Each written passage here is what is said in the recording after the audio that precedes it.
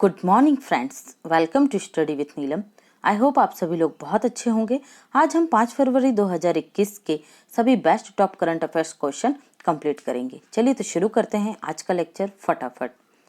पहला क्वेश्चन है हमारा, हाल ही में निम्न में से किसे फिर से बॉक्सिंग फेडरेशन ऑफ इंडिया का अध्यक्ष बनाया गया है? तो यहाँ हमारा राइट आंसर होगा अजय सिंह।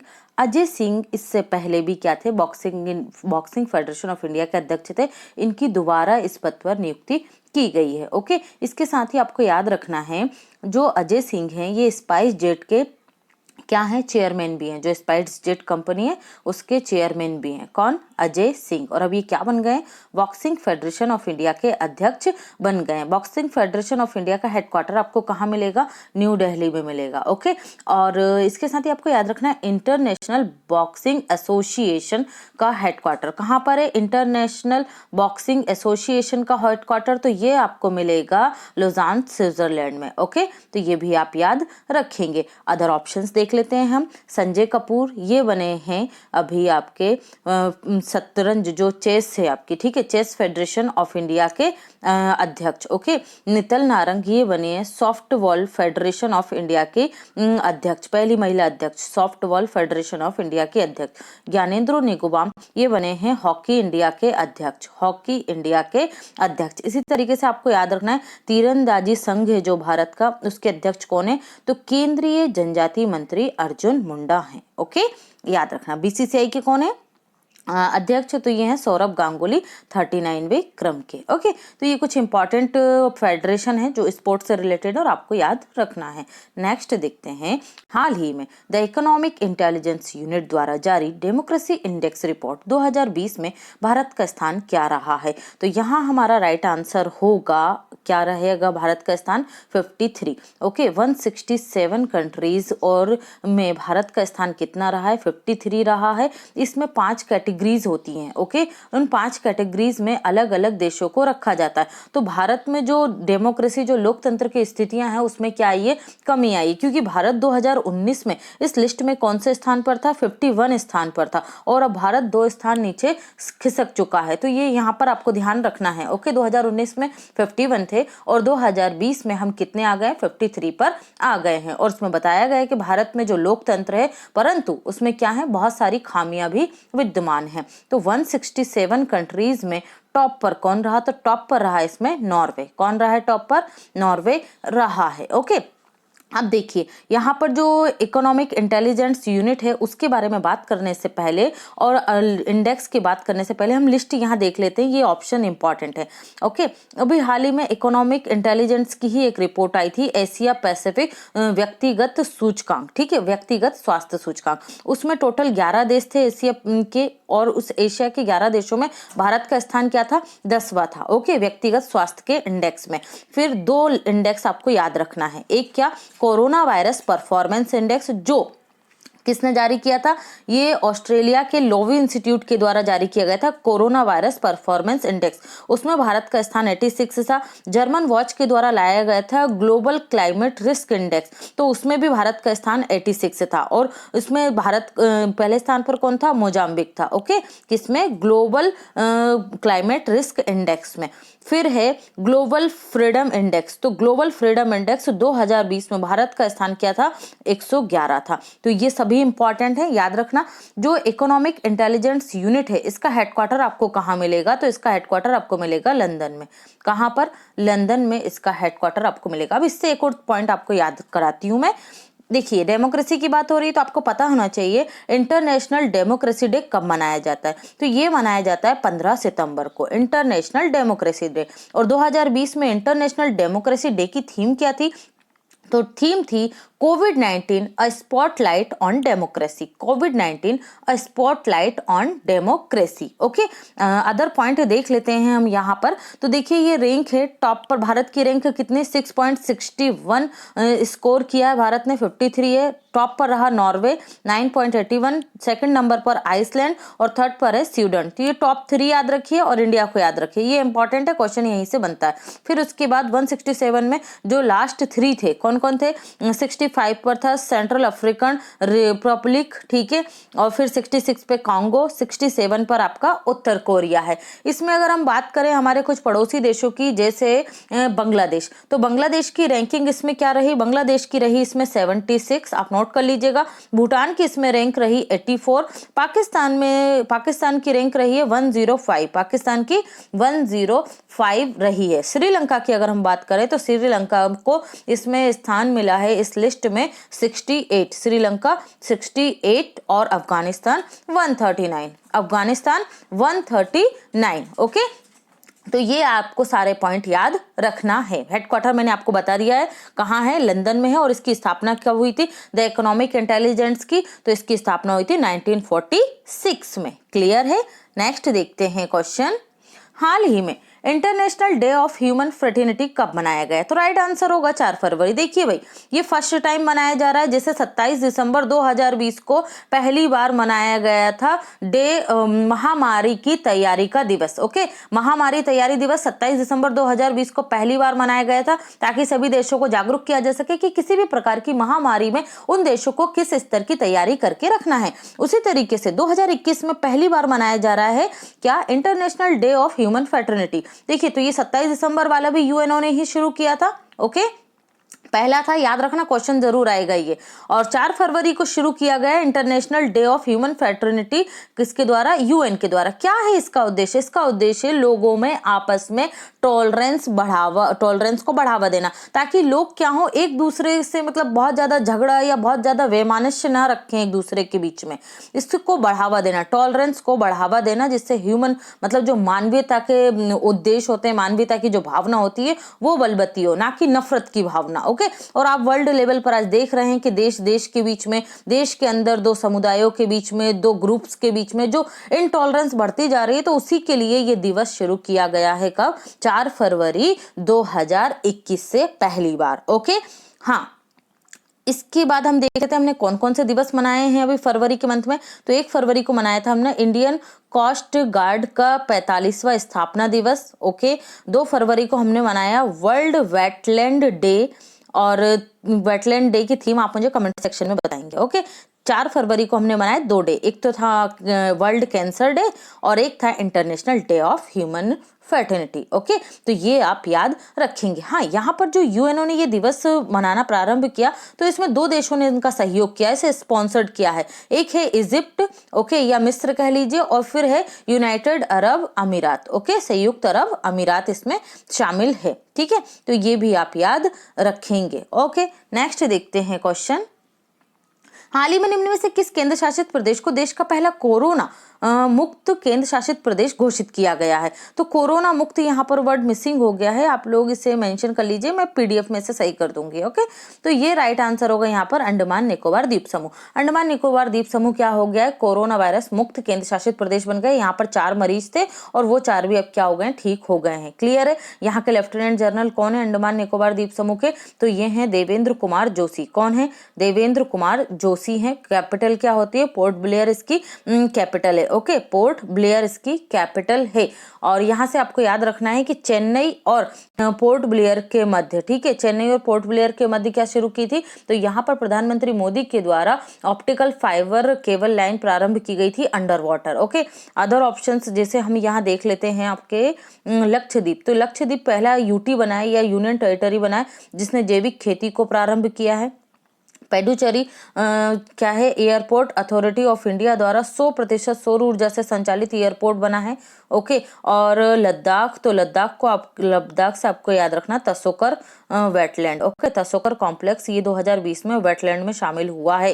ओके, दिसंबर 2020 में। और आपको याद रखना है अंडमान निकोबार से 3 द्वीपों को, कौन कौन सा, एक है रॉस द्वीप, रॉस द्वीप का नाम बदलकर कर दिया गया सुभाष चंद्र बोस। ओके, सुभाष चंद्र बोस द्वीप कर दिया गया। हैवलॉक द्वीप, हैवलॉक का नाम कर दिया गया है स्वराज द्वीप। ओके, और नील द्वीप का कर दिया गया शहीद द्वीप। ठीक है, तो ये नाम चेंज किए गए थे, इन्हें भी आप याद रखेंगे। ओके, नेक्स्ट देखते हैं क्वेश्चन, हाल ही में केंद्र सरकार द्वारा निम्न में से किस योजना की प्रगति और निगरानी रखने के लिए एक वेब पोर्टल को लॉन्च किया गया है? तो राइट आंसर होगा गोवर्धन योजना। देखिए, जो गाय वगैरह होते हैं, ये गोवन से उससे उत्पादित होने वाले उनके जो बायोमास है उस पर निगरानी करने के लिए भारत सरकार के द्वारा एक एकीकृत वेब पोर्टल को लॉन्च किया गया है। और इसे लॉन्च करने में 4 मंत्रालयों की महत्वपूर्ण भूमिका रही। कृषि मंत्रालय के मंत्री कौन है? तो नरेंद्र सिंह तोमर है। फिर है पेट्रोलियम मंत्रालय, इनके मंत्री कौन है? धर्मेंद्र प्रधान। और एनिमल हस्बेंड्री के जो मंत्री हैं वो कौन है? गिरिराज सिंह। और जल शक्ति मंत्रालय के मंत्री गजेंद्र सिंह शेखावत। और जल शक्ति मंत्रालय के राज्य मंत्री कौन? रतन लाल कटारिया। इन सभी ने मिलकर इसे लॉन्च किया है, तो ये भी आप याद रखेंगे। ओके, नेक्स्ट देखते हैं क्वेश्चन। अगर आप स्टडी विद नीलम चैनल पर पहली बार आए तो फटाफट से हमारे चैनल को सब्सक्राइब कर लीजिए, बेल आइकन प्रेस करना बिल्कुल ना भूलें, जिससे सभी वीडियो की नोटिफिकेशन आपको सबसे पहले प्राप्त हो। आप हमें सभी सोशल मीडिया प्लेटफॉर्म पे फॉलो कर सकते हैं। पीडीएफ के लिए हमारा टेलीग्राम चैनल ज्वाइन कर सकते हैं, सभी का लिंक आपको डिस्क्रिप्शन बॉक्स में मिल जाएगा। ओके फ्रेंड्स, देखते हैं अगला क्वेश्चन। हाल ही में रक्षा मंत्री राजनाथ सिंह ने किस स्थान पर chief of air staff conclave का उद्घाटन किया? तो राइट आंसर होगा बेंगलुरु। देखिए, मैंने आपको पहले ही बताया था कि कब से 3 फरवरी से 5 फरवरी तक चलेगा एरो इंडिया शो। अब मैं यहाँ से आपको 4 से 5 पॉइंट याद करवाऊंगी, तो इन्हें आप ध्यान रखिएगा। देखिए, एरो इंडिया जो शो है इसको क्या करना है? पहली बात तो आपको याद रखना है, एरो इंडिया शो 2021 का आयोजन कहाँ हुआ? बेंगलुरु में हुआ। ओके, इससे रिलेटेड एरो इंडिया एक मोबाइल एप्लीकेशन भी लॉन्च किया गया था। भारत सरकार का रक्षा मंत्रालय के द्वारा इसे विश्व का सबसे बड़ा हाइब्रिड रक्षा सम्मेलन बताया गया। ठीक है, मतलब रक्षा एक्सपो बताया गया। कौन है रक्षा मंत्री? राजनाथ सिंह। फिर इसके साथ ही 4 फरवरी को 2 इंपॉर्टेंट इवेंट हुए। हिंद महासागर के रक्षा मंत्रियों की जो बैठक थी उसे संबोधित किया राजनाथ सिंह ने। ओके, तो ये आप याद रखेंगे। दूसरा था chief of air staff. Okay, विभिन्न देशों के जो chief of air defence staff के प्रमुख आए थे उन्हें संबोधित किया। उन्होंने अपने अपने विजन को इस जो कॉन्क्लेव थी इसमें बताया। ओके, तो ये आप याद रखेंगे, एयर डिफेंस कॉन्क्लेव। ओके, और जो हमारी एयरफोर्स है, एयरफोर्स की स्थापना कब हुई थी इंडियन एयरफोर्स की? तो 8 अक्टूबर 1932 को हुई थी। 8 अक्टूबर 1932। कौन है प्रमुख? RKS भदौरिया हैं। ओके, तो उन्हें भी आप याद रखेंगे। और एक और पॉइंट यहाँ से इंपॉर्टेंट है, जो chief of air staff conclave थी, इसकी एक थीम रखी गई थी। तो वो थीम मैं आपको बताती हूँ, आप लोग नोट कर लीजिएगा।